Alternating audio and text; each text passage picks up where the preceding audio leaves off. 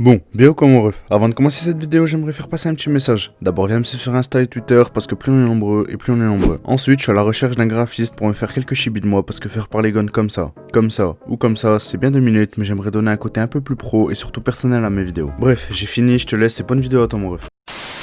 Aujourd'hui on se retrouve pour parler d'un personnage haut en couleur, aussi extravagant qu'énigmatique, le clown pédophile et meurtrier à la recherche constante de proie. De toute façon vous l'avez vu dans le titre, aujourd'hui on va voir le monde selon Hisoka.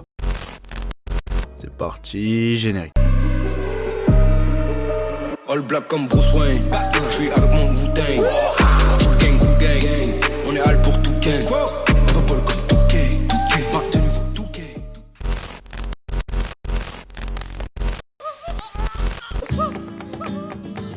Ah la 不思議腕が花びらとなって消えちゃった種も仕掛けもございません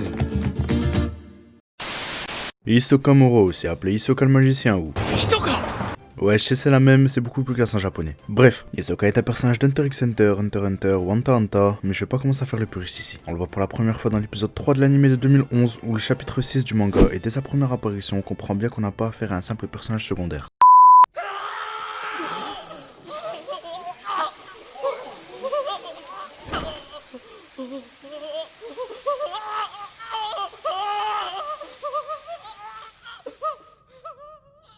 あら不思議腕が花びらとなって消えちゃった種も仕掛けもございません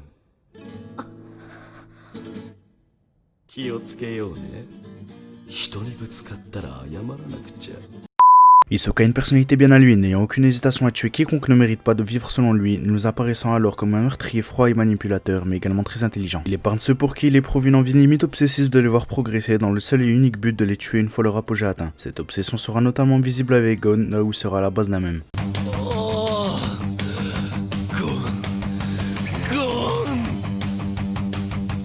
Ok.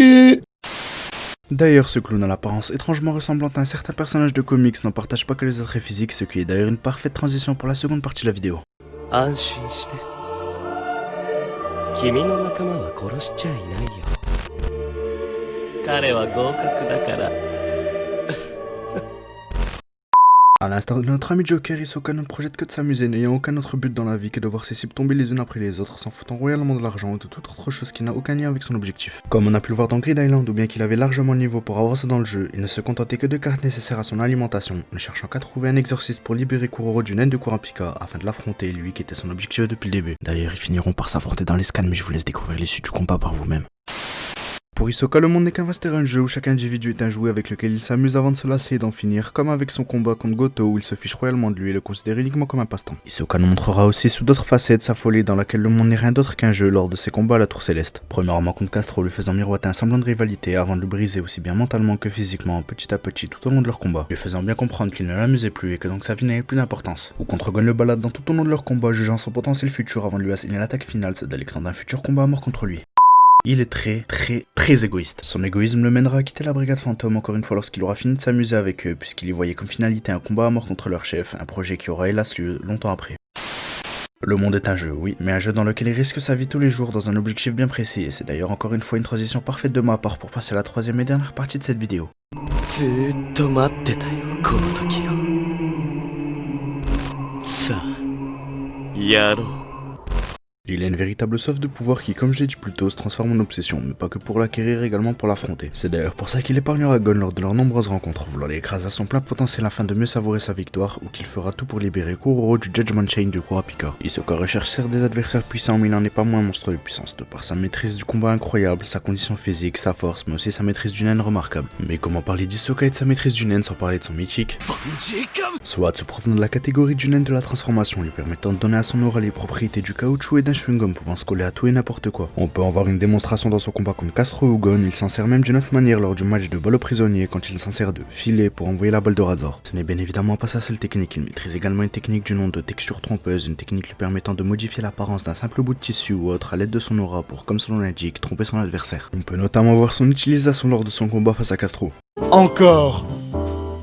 Ça fait beaucoup là, non ?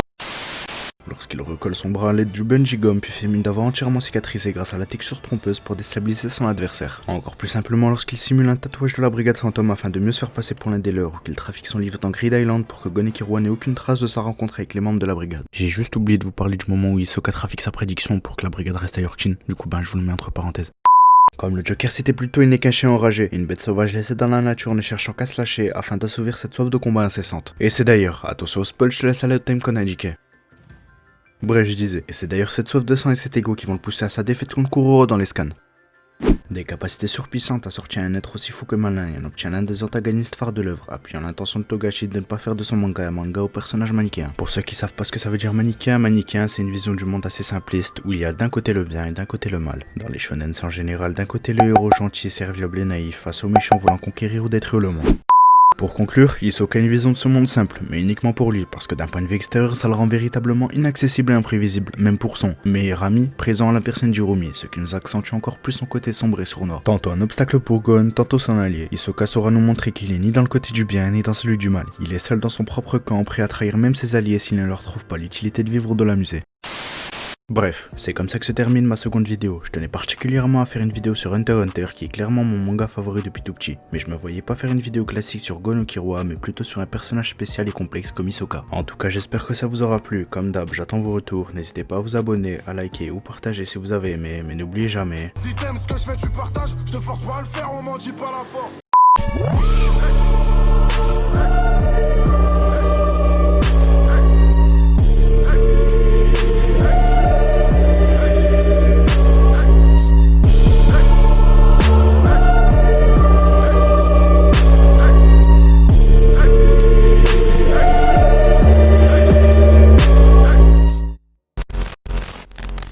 Dédicace à mon ref Evian.